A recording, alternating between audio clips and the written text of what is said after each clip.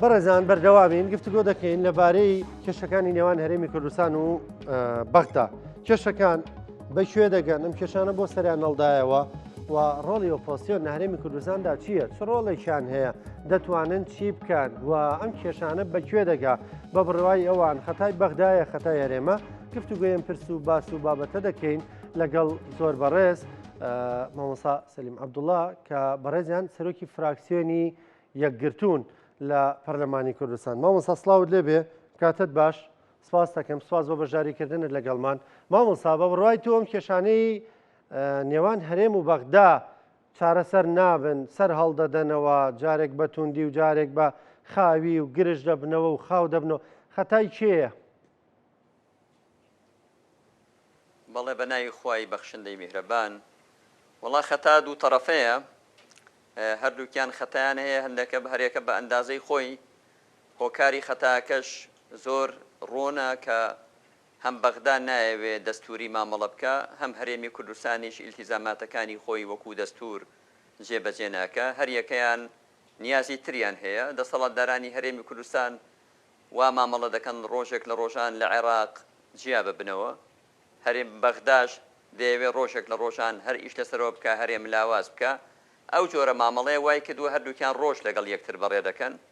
دەچنە سەر هەندێک ڕێکەوتن و ڕێکەوتنەکانیش دوایی دەشکێنن. ئەگەر چارەسەری کێشەکان دەستوری بێ و یاسایی بێ و بڕیارەکانی دادگا بێ و کۆنکرێتی بێ، هەموو جار لە هەڵچوونێکی سیاسی یا لە هەڵکشان و داکشانێک یا لە نزیکبوونەوە لە هەڵبژاردنێک تووشی ئەو حاڵەتە نەخوازراوانە نابین کە هەموو جار فەرمانبەران و موچەخۆران دەبنە قوربانی. بۆیە بزات ئەگە وردی بکەینەوە، هۆکارەکەی ئەوەیە پێشێلکاری دەستوری دەکرێت لەلایەن دەسەڵاتدارانی عێراقیشەوە، فیدرالیشەوە، لەلایەن هەرێمی کوردستانیشەوە. ئەوەی ئەو ماوەیە بینیمان کە هەمومان دەزانین باسی نەوت و غاز باسێکی دەستوریە بە پێی مادەی 112 دەستور، هاوبەشە لە بینی هەرێم و لە بینی فیدرال، دەرهێنانی فرۆشتنی مامەڵە پێکردنی. تۆ کاتێک ئەو گرێبەستانە ئیمزا دەکەی ناگەڕێەوە بۆ دەستور، ناگەڕێەوە بۆ حکوومەتی فیدرال، ئەی کێشەی ئاوا دێتە پێشێ و لە نەتیجەی کێ دەبێتە قوربانی؟ موچە خۆر دەبێتە قوربانی، بازار دەبێتە قوربانی، فەرمانبەر دەبێتە قوربانی. بۆیە گرفتەکە لە جێبەجێ نەکردنی دەستورە و لە متمانە نەبوونە بە یەکتر. مامۆستا ئاماژەت بەوە کرد وتێت هەرێم دەیەوێت جیا بێتەوە، بەغداش دەیەوێت با بڵێن هەژمونی خۆی بسەلمێنێ، پێ دوایە هەرێم هەر بەجددی دەیەوێت جیا بێتەوە؟ خۆی هەرێم جیابوونەوە یا دەوڵەتی سربەخۆ یا دەوڵەتی کوردی یا خۆ ئیدارە بەڕێوەبردن ئاواتی هەموو کوردێکە، بەڵام زەمینەکەی، زەمانەکەی، کەی، چۆن ئەوانە مەوزوعی ترن، چونکە ئێمە ئەزمونێکمان هەیە ڕێفراندۆممان کرد لە جیاتی ئەوەی بچینە قۆناغێکی باشتر لە 150 خاکی هەرێمی کوردستانیشمان لەدەستدا. بۆیە نەخوێندنەوەی واقعەکان لە کاتی خۆی وەکو خۆی هەندێک جار ئاساری سلبی دێنێ. ئەگینا باسی سربەخۆی بۆ کورد و بۆ دەوڵەتی کوردی پێم وایە هەموو هێزێکی کوردی، هەموو تاکێکی کوردی خەونی پێوە دەبینێ، بەڵام کەی و چۆن وە لەسەر دەستی کێ؟ ئێمە کە نەتوانین ئیدارەی خۆمان بکەین، ئێمە نەتوانین موچەی فەرمانبەرانمان بدەین، ئێمە سەروەت و ژێرخان و دا سەرخانی ئەو وڵاتە هەرزان فرۆش و تاڵان فرۆشکەین و دیار نەبێ، سەروەتەکەی دیار نەبێ، نەتوانی موچەی مانگێکی فەرمانبەرانی خۆت بدەی و تەحەدایەک بۆ حکوومەتی ناوەند بکەی بڵێ من دەتوانم. جابوونەوەی چی و سربەخۆی چی لە حاڵەتی ئاوادا پێم وایە ئەوە نەک ئیجابی دەشکێتەوە، بەڵکو هەندێک جار سلبی دەشکێتەوە بەسەر قەوارەکەش و بەسەر ئەزمونەکەشداوە. تەییدی نێودەوڵەتی، ڕای نێودەوڵەتی، ئاراستەی منتیقە چۆنە وە کۆدەنگی نیشتیمانی، و تۆ لێرە نەتوانی پەرلەمانت کارابێ، نەتوانی حکوومەتێکی متمانە پێدراوت هەبێ، ناوماڵەکەت شپرز بێ، پەرلەمان بەدەستی خۆت پەکخی و ئینتیخابات کرابێ، حەوت مانگ نێڵی قوبەی پەرلەمان یا مؤسسەیەکی گەورە و شەرعی هەرێمی کوردستان کە پەرلەمانە کارابێ، کەی دەتوانی ئەو خەونە گەورە گەورانەی گەلەکە بێنێدی؟ بۆیە گرفتەکە لێرەیە، قسەکەم لەوەیە بەغدا هەر لە بیانویە لە هەرێمیش هەر ڕۆژێک دەیەوێت بە حیسابی خۆی هەنگاوێکی گەورە بنێ، بەڵام بەو میکانیزمانە. مامۆستا مستەفا، ینی با لە جەنابتان بپرسم هەڵوێستی خۆتان، ینی ئێوەش لەگەڵ جیابوونەوە نەگەڕ ڕێو شوێنی خۆی هەبێ، کاتی خۆی هەبێ، زروفی گونجاوی هەبێ؟ ئەی خۆی ئەگەر سەیری ئەجەندای هەموو حیزبێکی سیاسی بکەی لە هەرێمی کوردستان، باسی دەوڵەتی کوردی، باسی سربەخۆیی، ئەوە خەونی هەموو کوردێکی نیشتیمان پەروەرە بەڵام وەکو ئاماژەم پێکرد کەی و چۆن و لە چه زمینێ و بە چه سیاسەتێ و بە چه ئیدارەیەک و بە چه ژێرخانێکی ئابووری و بە چه تەیدێکی نێدەوڵەتی ئەو مەوزوعێکی ترە بۆیە ئەوڕۆ بە تەوقیتی من ئەوڕۆ لە تەوقیتی ئێستادا بە تەسەوڕی من کورد وەڵامی ئەوە دەدەمەوە لە تەوقیتی ئێستا بە تەسەوڕی من کورد زمینەی لەبار نییە بۆ هەنگاوێکی ئاوا گەورە دەبێ ئەوڕۆ لە چوارچێوەی عێراقدا بتوانی مافەکانت بەپێی ئەو دەستورەی کە پەسەند کراوە جێبەجێ بکەی گرفتەکەی ئێمەوە مافە دەستوریەکانمان تحقیق نەبوون کە بەپێی دەستوری عێراقی لە 2005 پەسەند کراون و کورد بۆ خۆی ئۆکەی بۆ کردووە و دەنگی لەسەرداوە و دایڕشتووە گرفتەکە لێرەیە بۆیە من پێم وا نابینم زمینەی ئێستا ئەوە بێ بتوانین هەنگاوێکی گەورە بنین نە ئیقلیمیە نە نێودەوڵەتیە نە ناو خۆمان نە ئابوووریەکەمان نە پەیوەندیەکانی خۆمان لە ناو خۆمان نە نەبوونی دام و دەستگا شەرعیەکانمان ئەوانە پێمان دەڵێن کورد لەو تەوقیتە ئامادە نییە بۆ هەنگاوێکی ئاوا گەورە گرفتی گەورەش بە دەرەجەیەک لە خۆیەتی باشە مامۆستا مستەفانی وەک دەردەکەوێ لە سەرەتای گرفتەکانەوە هەندێک ئەمریکا هاتە سەر هێڵ و ئێستش هەر ئەمریکا لەسەر هێڵە داوا دەکات کێشەکان چارەسەر بکرێ و هەندێک لە عەرەبەکان لە ئەنجومەنی نوێنەرانیش ینی داد و بێدادیانە دەڵێن ئەمریکا زەختێکی زۆری لەسەر حکوومەتی سوودانی دروست کردووە دەڵێ دەبێت پارە بنێری بۆ هەرێمی کوردستان پێ دوایە پشتیوانیانە پشتیوانی جددین و ئێمە دەتوانین خەونی لەسەر بنیاد بنین من وانابینم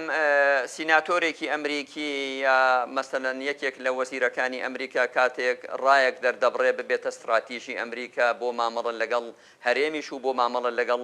حکوومەتی فیدرالیش خۆمە تەمەنا دەکەین وڵاتانی دنیا فشاری گەورە لەسەر نارانی ئێمە بکەن بۆی بتوانین کورد بچێتە قۆناغێکی گەورەتر بەڵام وانابینم تەوقیتی ئەوڕۆ وابێ ئێمە خەون لەسەر ئەو بۆ چوونانە هەڵچنین هەنگاوی وابنین کە ئیتریشمان لە کرچێ ڕێفراندۆم نمونەیەکی گەورەیە ڕیفراندۆم کاتێک ئێمە پێمان وابوو ئەمریکا پشگیرە وڵاتانی دنیا پێشگیرن لۆبی کراوە کورد قۆناغێکی گەورەی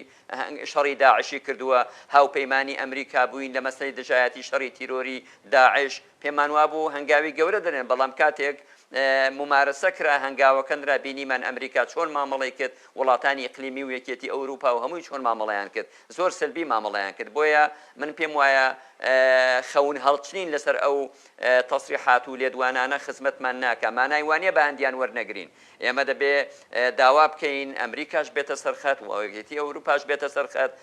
هاوکارمانن بۆ چارەسەرەکانی بینی هەرێم و بینی فیدرال بەپێی دەستوری عراقی بەپێی دەستوری متمانە پێدرا و دەنگ پێدرا و من پێم وایە ئەوانە ئەوڕۆ دەبێ ئیش لەسەر بکەین چارەسەرە دەستوری و جەزریەکان ببینینەوە ئێمە جاری تریش وتومانە ڕێکەوتن لە بینی حکوومەتی هەرێم و حکوومەتی فیدرال لە تەوقیتێکدا هەڵدەوەشێتەوە ئەزمەکە دووبارە دەبنەوە بەڵام جێبەجێکردنی بڕیاری دادگا و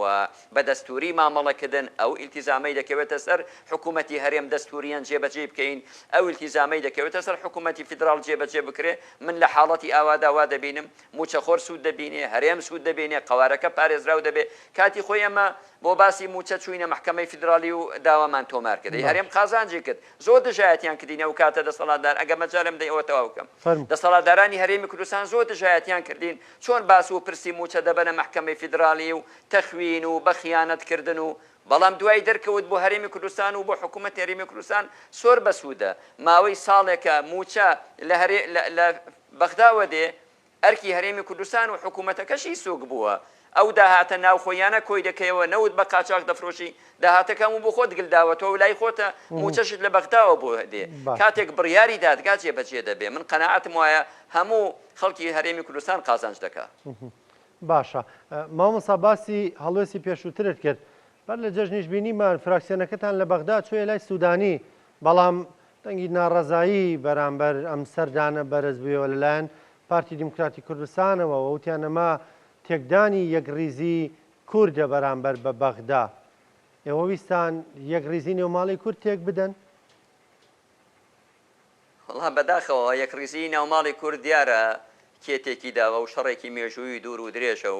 و دیارە پەرلەمانی کوردستان کێ عاتڵی کردووە و کێپەکی خستووە و دیارە سەرۆت و سامانی هەرێمی کوردستان کێ فەرهود و تاڵان فرۆش و ژێرخان و سەرخانی هەرزان فرۆش و تاڵان فرۆش دەکا و دیاریشە کێ لە بەغدا کێ داکۆکی لە مافەکانی خەڵکی کوردستان دەکا ئێمە بە شاناسیەوە کە زانیمان موچە گرفتی هەیە لێدوانەکانی دەسەڵاتدارانی هەرێمی کوردستان و گرێبەستە نایاساییەکان کێشیان بۆ فەرمانبەران دروست کرد بەو بەرەجەشنە بە ئەرکی خۆمان زانی جەنابی ئەمینداری گشتی نامەیەکی نووسی بۆ سوودانی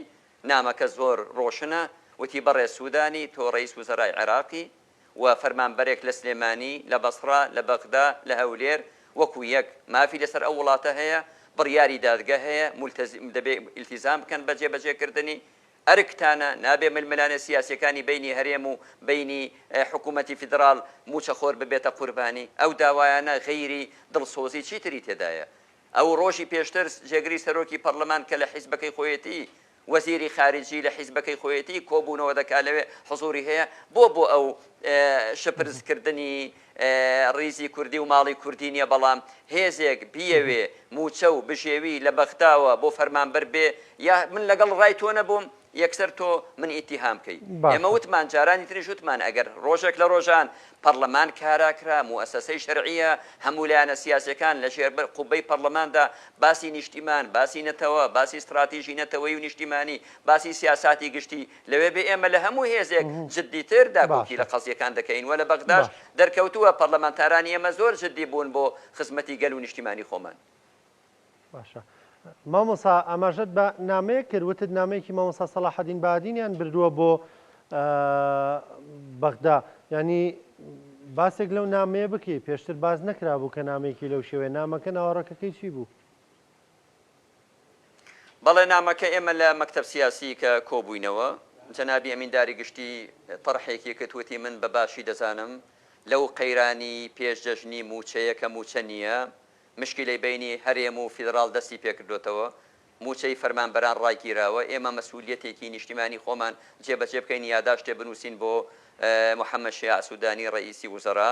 پێی بگەێنین کە ئێوە ملتەزیم من بە بڕیاری دادگای فیدرالیەوە فەرمانبەرانی هەرێمی کوردستان نەبنە قوربانی ململانێ سیاسیەکان بەو باسانە و ئێوە دەبێ مەسئولیەتی خۆتان جێبەجێ بکەن ڕاستە هەرێمی کوردستان تەقسیری هەیە لە جێبەجێکردنی ئیلتیزاماتەکانی بەرامبەر بە فیدرال بەڵام ئەو تەقسیرە بە فەرمانبەر نەبێتە قوربانی موچەخۆر نەبێتە قوربانی ستەمێکی گەورەیە لە موچەخۆرانی هەرێمی کوردستان فراکسیۆنی یەگرتو ئەو یاداشتیان برد بۆ سوودانی و سوودانیش وەڵامەکەی ئەوە بوو کەوتی ئیلتیزامات بە بڕیاری دادگا لەلایەن هەرێمەوە نەکراوە داهاتی ناوخۆ قرار بووە لە 150 بنێرێ جارێک 150 میلیار نێراوە دوای 100 میلیار دوای 90 میلیار ئەو مانگە 48 میلیار داهاتەکان تەسلیم ناکەن هەر ڕۆژە لیستی موچە جۆرێکە ئەو پاساوانەی هێنایەوە ئایا پاساوەکانی دروستن نادروستن ئەو حکوومەتی هەرێم دەبێت خۆی وەڵامی داتەوە بەڵام و بەڕیر و پاساوەکانی ئەوەیە بۆ ڕاگررتنی موچە مامۆسا وا دەردەکەوت ینی بڵێن خەتاکە خەتای هەرێمی کوردستانە و حکوومەت هەرێمی کوردستان پابەند نەبووە ینی لە کۆنگرە ڕۆژنامە نووسەکەی وا دەردەکەوت ینی سوودانی کۆمەڵە قسەی ڕیز کرده بوو کە فراکسیۆنەکەتان قسەکانی خوێندەوەتی سوودانی وا دەڵێ کۆمەڵێک بیانووی هێنابەوە بیانووی باسیەوەی دەکرد کە کورد پابەند نەبوو بە چی و چی و چی و خاڵەکان نامێ بسمۆسەری یعنی وا دەردەکەوت کە خەتای هەرێمی کوردستانە هەر لە واقعدایەوە پێتان وایە ئەم جارە بە تایبەت خەتای حکوومەتی هەرێم بێ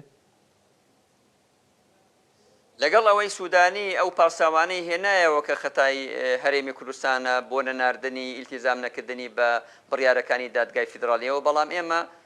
وەفدی ئێمە فراکسیۆنی ئێمە لەگەڵ سوودانی تاکیدیان کردەوە خەتای کێیە و کێ نییە با فەرمانبەر نەبێتە قوربانی ئەوە ئیطلاقی موچەکە بکەن مانگی پێنج موچەکە بنێرن دواتر لەسەر ئەو وردەکاریانە بەپێی دەستور دابنیشن بۆ فەرمانبەر ببێتە قوربانی بەپێی پاساوەکانی سوودانی بەڵێ هەرێمی کوردستان ئیلتیزاماتی نەکردووە بەڵام دەبێ حکوومەتی هەرێمی کوردستان وەڵامی بداتەوە خۆ ئێمە وەکو هێزێکی ئۆپۆزیسیۆن وەڵامی سوودانی نادەینەوە بڵین ئەوەت کردووە ئەوەت نەکردو چونکە ئەوە حکوومەت مافی خۆیەتی و ئەرکی خۆشێتی ئەرکێکێتی جێبەجێکە و مافی وەڵامدانەوەشی هەیە بەڵام پاساوەکانی ئەوە بوون کە ئێمە موچەمان ناردووە و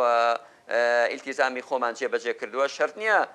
ئەوە مانای وا بێ حکوومەتی فیدرال بێ تاوانە لە مەوزوعەکە و خەتای نییە پێمان وایە ئەوش خەتای هەیە کاتێک پرسی موچە دەکاتە پرسێکی سیاسی و خۆ دەتوانێت بەڕێکاری تر فشار بۆ دەسەڵاتدارانی هەرێمی کوردستان بێنی لە بەرچاوی نەوت بە قاچاق دەفرۆشێ ئەی با ڕێکاری تر بگرێتە بەرێ بۆچی دێ یەکسەر موچە خۆر دەکاتە قوربانی ئەو مەوزوعە مامۆستا مستەفا هەر دوای کۆنگرە ڕۆژنامە نووسێکە و بەیان نامەکەی فراکسیۆنی پارتی دموکراتی کوردستان جێگیری سەرۆکی ئەنجومەنی نوێنەران کە ئەندامی پارتیە با بڵین وتی ئەبوو لەگەڵ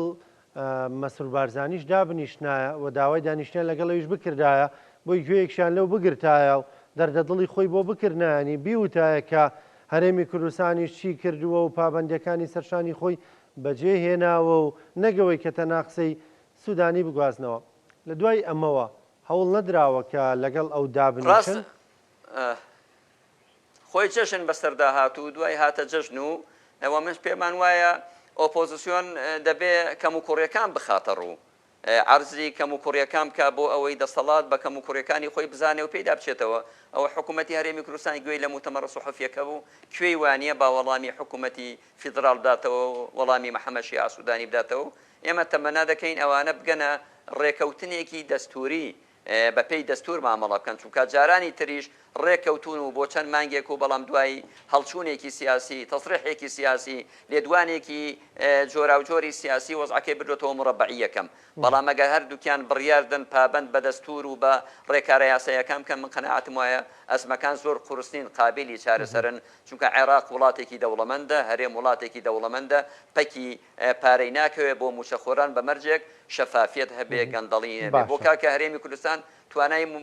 توانای موچەی نێبیدە چۆن میدە تقریبان 2 ساڵە نەوت بە قاچاق دەفرۆشێ بە پێی لێدوانی وەزارەتی سامانە سروشتەکان هەموو ڕۆژێک 320,000 بەرمیل دەفرۆشێ ئەگەر هەر لە بەرمیلێک 20 دلاری بۆ مێنتەوە نزیکەی 6 ملیار دلار فرۆشراوە لە ماوەی ئەو 2 ساڵە ئەی لەگەڵ داهاتی ناوخۆ دەتوانێت هەموو مانگێ موچەی خۆی سەربەرزانە بدە تو ئەو تەحەدیانە دەکەی بۆ بەغدادە موچەی مانگەکە بدە و تەحەدیەکان بەرەسەرێ و خەڵکی هەرێمی کوردستانیش پشتگیری دەکات کە بتوانی مافەکان و موچەکان جێبەجێ بکەی بەڵام خەڵک پێوێت وەزیری دارایی ماوەک لەمەوبەر ئەوەی وتی ئیترە چاوەڕی بەغدا ناکەین هەوڵ دەدەین بە داهاتی ناوخۆ داهاتی خۆمان بیر لە ڕێگە چارەیە بکەینەوە پێ دوایە دەتوانێت ئەمە بکە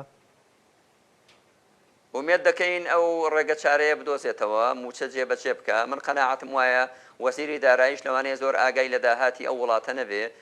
ئەگینا داهاتی وڵاتەکە گەلێک زۆرە ئەگەر ئەو دەڵێ دەتوانین چارەسەری بکەین دەبوو نەهی هێشت بە خەڵکی هەرێمی کوردستان لەو بەرە جێژنەدا تووشی ئەو لاوازیە ببێت لە بەردەمی بەغدا بیانوەکانی بڕی بە و موچەی مانگی پێنجی دابش کرد بە وعدی مانگەکانی تریشیدا بە و بزانم خەڵکی هەرێمی کوردستان چۆن لەگەڵ حکوومەتی خۆی و لەگەڵ دەسەڵاتی خۆی کۆک دەبێ و کۆ دەبێتەوە بەڵام تۆ موچە نەدەی خزمەتگوزاری پێشکەش نەکەی ڕێگاوبان نەبێ سەرۆت و سامانی وڵاتەکە زۆر بێ ژێرخان و سەرخانەکەی بە قاچاق بفرۆشین حیزبەکان دەوڵەمەند بن حکوومەت لاواز بێ و فەقیر بێ و حیزب دەوڵەمەند بێ کەناڵی زەبەلاح بکەیەوە پارەی وڵاتە سرفکەی بۆ دیبلۆماسیەت و بۆ نفوزی خۆت و بۆ دەسەڵاتی خۆت و بەڵام بازار وەستا بێ و کۆمپانیەکانی خۆت دەوڵەمەند بوو بن ئەی خەڵک نیگەرانیەکەی لەوەیە باشە مامۆستا باسی ئۆپۆزیسیۆنە کرد ینی هەندێک دەڵێن ئۆپۆزیسیۆنیش نەیتوانیوە بە ڕۆڵی خۆی هەڵبسێ ئەوەی ئەوان دیکەن هەڵکی ژەرەوە دەکات لە تۆڕە کۆمەڵایەتیەکان و نیگەرانی دەردەبڕن لە بەرنامە تەلەڤیزیۆنەکانەوە قسە دەکەن ینی ئەوەی کاوان دیکەن خۆ پارتیۆکێتیش هەر ئەوە دەکەن ئەگەر بە زیادیشەوە ئەوە نەکەن یعنی بۆ نمونە لەم کاتە گرنگەدا ئێوە ناتوانن داوای دانیشتنی پەرلەمان بکەن لانی کەم هەر داوای بکەن خۆگەر بە قسەشتان نەکەن هەر داوای بکەن وەکو بەرپرسیارەتێکی مێژووی خۆی ئۆپۆزیسیۆن کەی ڕۆڵی گەورەی خۆی دەگەڕێت کە پەرلەمان کارا بێ و لیجانی پەرلەمانی هەبێ و لیژنەکان دەست بەکار بن و کارنامەی پەرلەمان بێتە ناو پەرلەمان و یاسا دەربکرێ و بە دوواداچون و لێپرسینەوە بکات لە حکوومەت و لە کارنامەی حکوومەت ئەو کاتە ڕۆڵ دەگێڕێ ئێستا ئێمە کاتێک پەرلەمان کارانیە و دەستەی سەرۆکاتیان لەبژێراوە ناتوانین کاری گەورە بکەین بۆ داواکردنەکە بڵێ لە کۆبوونەوەی سەرۆکی فراکسیۆنەکان ئێمە وەکو فراکسیۆن یەگرت و براتان وەکو سەرۆکی فراکسیۆن یەگرت و داوام کرد لە هەموو سەرۆک فراکسیۆنەکان کاکە بافشارێ دروستکەین لە حیزبە سیاسیەکان ناکرێ وڵاتێک دەوڵەتی نەبێ قوارەکەی ئاوا بێ پەرلەمانێکەشی کارانە بێ ئەو پەرلەمانە کارا بێ هەمومان لەژێر قوبەی پەرلەمان سیاسەتێکی گشتی نیشتیمانی ڕسم بکەین منتیقەکە لە بەردەمی گۆڕانکاری و هەڵچوون و داچوونێکە ئەگەر پەرلەمان کارا بێ و ئۆپۆزیسیۆن و دەسەڵات لەژێر قوبەی پەرلەمان بە خیتابی نیشتیمانی مواجهەی وەزعەکە بکەین زۆر نزیکە ئەو تەحەدیانە ببنە فرسەت بۆ میلەتی ئێمە بەڵام ئێمە مەجبورین ئێستا تەنها لە شاشە و لە ئیعلامەوە قسە بکەین کاتێک پەرلەمان یەکێتی و پارتی نانەوێت کارا بێ و کارای ناکەن و خست کردویانتە یەک پاکێج لەگەڵ بەرنامەی حکوومەت سەبارەت بە بەغداش وڵا لە بەغدا ئێمە وەکو فراکسیۆنێکی کارا ڕۆڵی گەورەمان گێڕاوە کاتی خۆی کە قەیرانی موچە لێرە دروست بوو ئەی داوامان بردە محکمەی فیدرالی و دوای موچە خرا سەر حکوومەتی ناوەند و ماوەی ساڵێکە فەرمانبەران موچە لە کاتی خۆیان وەردەگرن ئەو داوایە بوو ئێستا کە زانیمان ئەو قەیرانە هەیە هەڵنەساین لە شاشەوە قسە بکەین ڕۆیشتین بۆ لای سوودانی بە تەفاسیل لەگەڵی دانیشتین و قسەمان کردووە ئێستاش ڕۆڵی تر دەگەڕین لە ڕۆژانی ئایندە و داوای کۆبوونەوەی پەرلەمانی بەغدا دەکەین بە تاریک کۆبێتەوە پەرلەمان کە ئێستا لە پشووی هاوینەیدایە چارەسەرێ بۆ مەوزوعە بدۆزێتەوە نابێ بینی هەرێم و بەغدا میزاجە سیاسیەکان تەحەکوم بکەن دەبێ دەستور حەکەم بێ یاساکان حەکەم بن ئەوە دیدی یەکگرتووی ئیسلامی کوردستانە کە دیدێکی تەواو نیشتیمانی و دەستوریە بۆ کۆبوونەوەی ئەنجومەنی نوێنەران مامۆسا ڕایشتان لەگەڵ پارتی دیموکراتی کوردستان و یەکێتی نیشتیمانی کوردستان و فراکسیۆنەکانی ترا کردووە چونکە دوجار ئەمەش دیسانەوە کوتێکدانی یەک ڕێزی نێوماڵی کورد ڕەنگە لێک بدرێتەوە کێو بەجیا داوە لە ئەنجومەنی نوێنەرانەکەن هەموو هێزە سیاسیەکانی کوردستان باش دەزانن کە لە بەغدا یەکگرتووی ئیسلامی کوردستان نەک لە هێڵی گشتی نیشتیمانی دەرناچێ بەڵکو کۆکەرەوەی هێڵە نیشتیمانە گشتەکەیە نمونەیەکی ڕۆشنمانەیە ساڵی 2005 کاتێک یەکگرتووی ئیسلامی کوردستان بەتەنها بەشداری ئینتخاباتی کرد بۆ ئەنجومەنی نوێنەران لێرە نیوەی بارەگاکانمان سووتێنرا بەدەست دەسەڵاتدارانی پارتی دموکراتی کوردستانەوە بەڵام لەوێ لە هێڵی گشتی نیشتیمانی فراکسیۆنەکەمان دەرنەچوو چونکە باسی قەواری هەرێم باسی ئەزمون باسی یەکڕێزی کورد لای ئێمە لە استراتیژ و ئەولەویەت و پێڕە و پرۆگرامماندا دەنگمان پێداوە بەڵام کاتێک من بەجیا خەمێکی تری موچە و بشێوی دەخۆم و تۆ نایە سەرخەت و دەتەوێ هەر سەرۆت و سامانی وڵاتەکە فەرهودکەی ئێوە نابێ پێت وابێ دەرەی خارجی نیشتیمانی ئەگینا فراکسیۆنە کوردیەکان کەی فراکسیۆنە کوردیەکان کۆبوونەوەیەکیان کردبێ بۆ پرسی نیشتیمانی بۆ پرسی قەزیەی هەڵەبجە بۆ باسی کەرکووک بۆ باسی گەنمی جووتیاران بۆ باسی بودجە بۆ باسی پشتی هەرێم لە بودجێ هەرێمی کوردستان یەکگرتووی ئیسلامی کوردستان دەنگی لە هەمویان دلێرتر و پاراوتر نەبووە بۆ حسە و بەشی هەرێمی کوردستان باشە مامۆستا ئاماژەت بۆ کردوتێت یعنی ئۆپۆزسیۆن کاتێک دەتوانێت ڕۆڵی خۆی ببینێت کە پەرلەمان کارابێ و ئێستا پەرلەمان کارانیە لەبەرەوە ناتوانێت باشی ڕۆڵی خۆی بگەڕێ هەز ناکەیەوە شەقامتان جێشتووە شەقامتان فەرامۆش کردووە یعنی خەڵکتان خەڵک بێنازێ ئێستا لە شەقامە مەسەلەن کەس نییە ڕابەرایەتی بکە والله ڕاستە شەقام پێویستی بە ڕابەرایەتێکردنێکی گەرم و گوڕە بەڵام کوێش لەکوێ خۆپیشاندان بوو بێ دەنگی ناڕەزایی بوو بێ مامۆستایان فەرمانبەران باسی گرێبەستەکان باسی نرخی کارەبا فراکسیۆنی یەکگرتوو لەگەڵ جەماوەری خۆی و لەگەڵ جەماوەری هەرێمی کوردستان هاودەنگ و کۆک بووە و بە زەڕورەتیشمان زانیوە بەڵام بڵێ لە کۆتاییدا هەر لە پەرلەمان دەتوانی تۆ شت ڕابگری ئێستا مەسەلەن باسی نرخی کارەبا و سعرەکەی و کام و لە حەزەمان لەسەر باسی نرخەکەی هەیە ئەی تۆ کە پەرلەمان کارابە بێ و لیژنەی وزە دەچێت لەگەڵ وەزارەتی کارەبا کۆ دەبێتەوە و قسە دەکات کاریگەری گەورەی دەبێت ئێستا مەسەن گرێبەستی تەندروستی کە گرێبەستی ناسایی لەگەڵ کۆمەڵە کۆمپانیا و بۆ ئەوەی هەموو تاقیەکان بکەنە ئەهلی و نرخەکانیان زیادکەن خۆمە داوامان تۆمار کردووە لە دادگا بەڵام ئەگەر پەرلەمان کارابێ و لیژنەی تەندروستی کارابێ و لەگەڵ وەزارەت کۆبیەوە دەتوانی کاریگەری زیاتر دابنەی ئەگەینا لە هەر شوێنێ هاوڵاتیانی هەرێمی کوردستان نیگەرانیان بوو بێ لەسەر جادە بوو بن توێژەکانی ئێمە فراکسیۆنی ئێمە پەرلەمانتارەکانی ئێمە هاوڕا بوون هاودەنگیان بوون ئەوە مانای وانە بڵێم وڵا بتوانی ومانە کاری گەورە و ڕۆڵی گەورە بگێڕین زۆر شت یەکلا بکەینەوە بەڵام لانی کەم مەسئولیەتی خۆمان جێبەجێ کردوە تا ئەندازێکی گەورە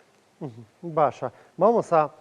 بێنەوە سەرم کێشانەی دوای بە بڕایەوە بە شوێگە یعنی حەلی ئەمە چییە؟ دەبێ هەر چارەسەر ببێ دەبێت لە کۆتاییدا هەموو ئەو هەڕەشانەی کە لە یەکتریان دەکەن بە تایبەتی هەڕەشەکان کە لە هەولێرەوە کران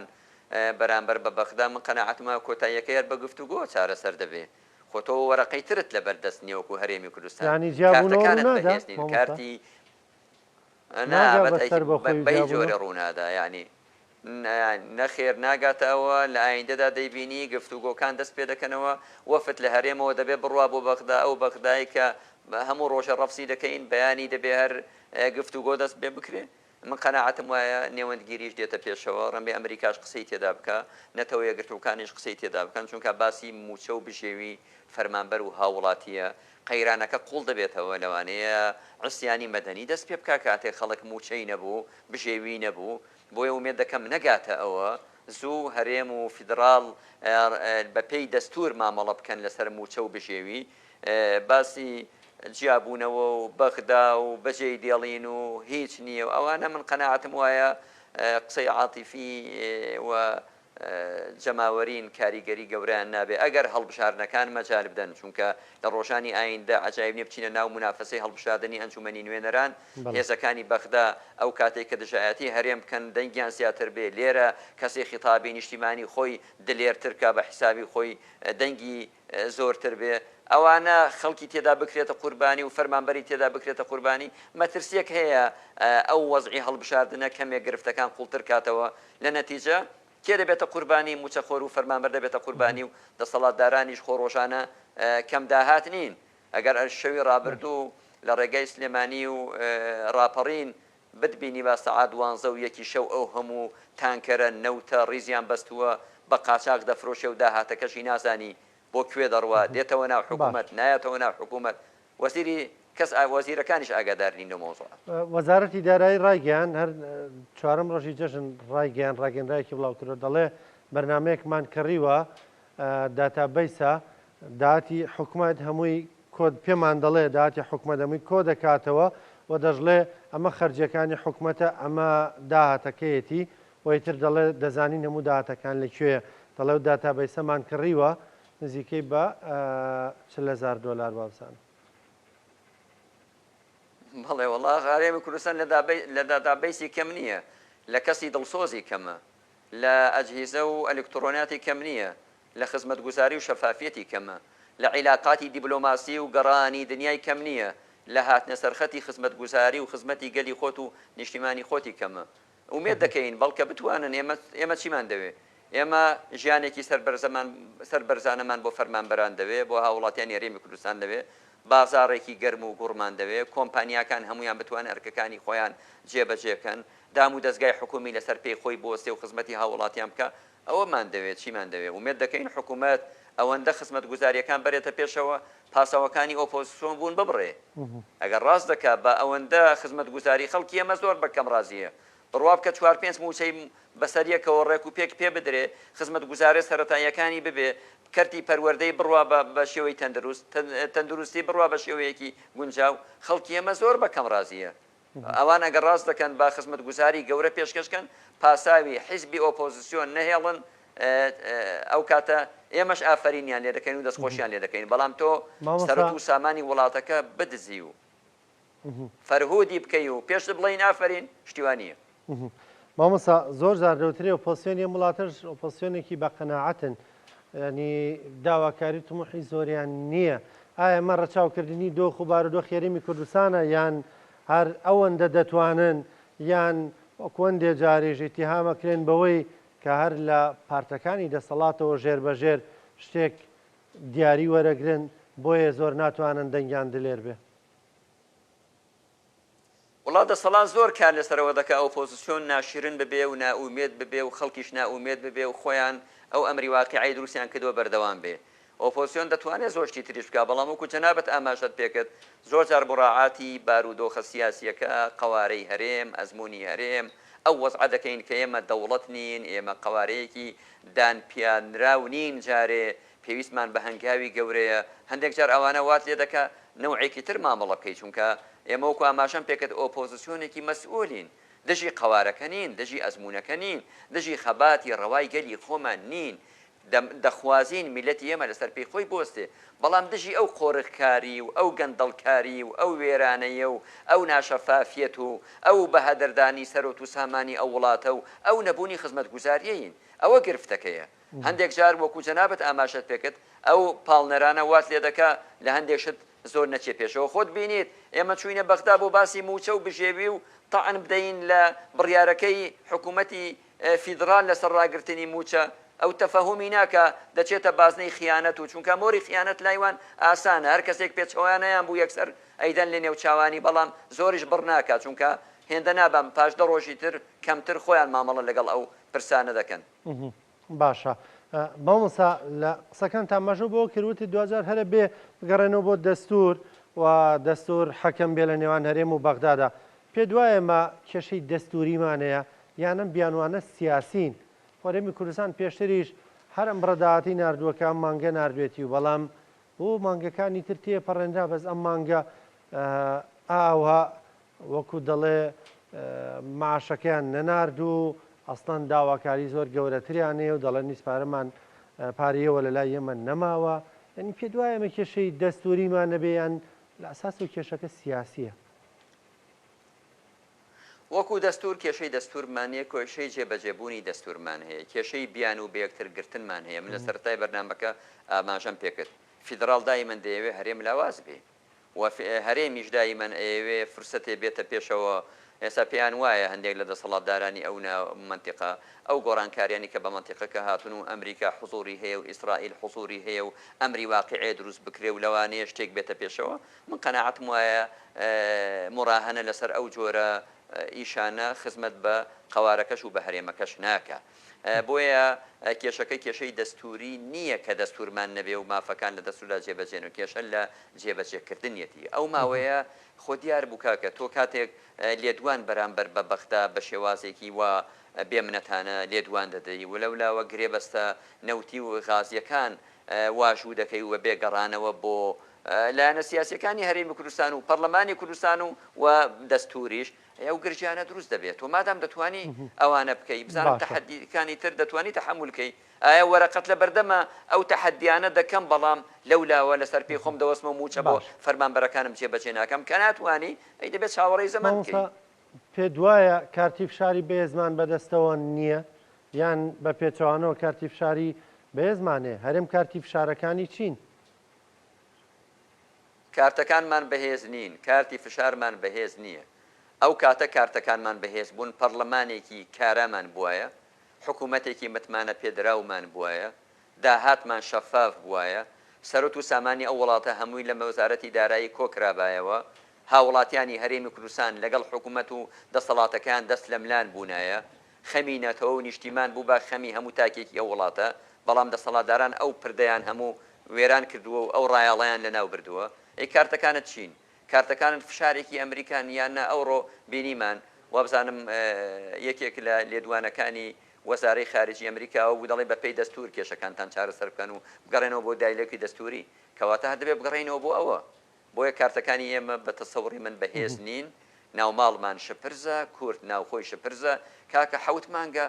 سوێندی یاسایی خوراوە نزیک دەبێتەوە لە حەوت مانگ پەرلەمانت بۆ کارە نەکراوەی تۆ نەتوانی پەرلەمان کارا بکەی نەتوانی لەسەر پێی خۆت حکوومەتت 2 ساڵ و نیوە کاربڕێکەرەوە ماوەی بەسەر چووە ئەو بۆ شیانەت بەغدا دەزانێ ناوماڵەکەت چەند کون و کەلەبەری تێدایە بۆیە فشارت لێ دەکا و کون و کەلەبەرەکانیش فراوانتر دەکات. بەڕێز مامۆستا مستەفا سەرۆکی فراکسیۆنی یەکگرتوو سپاس دەکەم سپاس بۆ ڕوونکردنەوەکان سپاس بۆ بەشداریکردن لەگەڵمان.